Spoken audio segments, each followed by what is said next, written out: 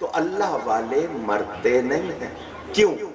موت آتی ہے نفس کو، اور یہ نفس کو تو پہلے ہی مار دیتے ہیں. میں آپ کو مثال دے دوں، ٹائم میرے پاس بھی کم ہے، آپ کے پاس بھی نہیں ہے، مجھے دوسری محفل میں جانا ہے. توجہ، میں صبح اٹھا، آپ بھی اٹھتے ہیں. ایک انسان صبح اٹھ کے چہرے پہ ہاتھ پھیرا، محسوس ہوا کہ جی کچھ بال بڑے ہوئے ہیں، شیو کرنی چاہیے. آج کل بہت ہی نئی ٹیکنالوجی آ گئی، بہرحال آپ نے جھاگ بنائی، شیو شروع کر دی. روح کا تقاضا، ایمان کا تقاضا ہے داڑھی رکھو. نفس کہہ رہا ہے داڑھی مونڈو. مولوی کہیں گے، لوگ داڑھی والا کہیں گے بہت سی چیزوں سے پرہیز کرنا پڑے گا، کیونکہ یہ داڑھی آپ کو بہت سی چیزوں سے ویسے ہی روک دیتی ہے. لوگ کیا کہیں گے، داڑھی والا ہو کے ایسا کر رہا ہے. تو وہ نفس کا تقاضا داڑھی مونڈو، ایمان اور روح کا تقاضا داڑھی رکھو. اللہ کا حکم، نبی کی سنت. آپ نے نفس کا کہنا مان لیا، ایمان اور روح کے تقاضے کو دبا دیا. نفس کو قوت مل گئی، قوت آ گئی، وہ تگڑا ہو گیا. روح اور ایمان کو دبا دیا. باہر نکلے، جوان عورت نظر آئی. شریعت کہتی ہے پہلی نظر پڑی ہے، معاف ہے، فوراً جھکا لو، ہٹا لو نظر، کیونکہ وہ بغیر ارادے کے پڑی تھی. ہٹا لو. ہٹاؤ گے، دیکھنا، آپ کبھی اس کا تجربہ کر کے دیکھیے گا، آپ جب بھی شریعت پر عمل کرنا شروع کریں گے آپ کے اندر برکت آنے لگ جائے گی، عبادت میں لذت آنے لگ جائے گی.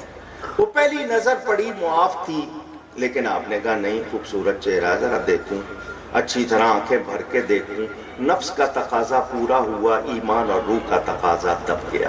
کہیں جھوٹ بولنے کا مرحلہ آیا، ایمان اور روح نے کہا نہیں بولنا، نفس نے کہا نہیں، فائدہ ہے اس میں. نفس کا آپ کہنا مانتے جاتے ہیں، وہ نفس مضبوط ہوتا جاتا ہے، طاقتور ہوتا جاتا ہے. روح کا تقاضا دبتے دبتے دب جاتا ہے. نفس حاوی ہو گیا. اب وہی کریں گے جو نفس چاہے گا. اللہ والے کیا کرتے ہیں؟ وہ نفس کو دباتے رہتے ہیں، وہ روح اور ایمان کے تقاضے کو پورا کرتے رہتے ہیں. اور موتو قبل ان تموتو، حدیث ہے مرنے سے پہلے مر جاؤ. کیا مطلب؟ اس نفس کو موت آنی ہے، اس نفس کو مار دو. اللہ والے اس نفس کو مار دیتے ہیں، وہ سراپا روح بن جاتے ہیں. ان کا کہنا ہے ارواحنا اجسادنا و اجسادنا ارواحنا، ہماری روحیں ہمارا جسم، ہمارے جسم ہماری روحیں.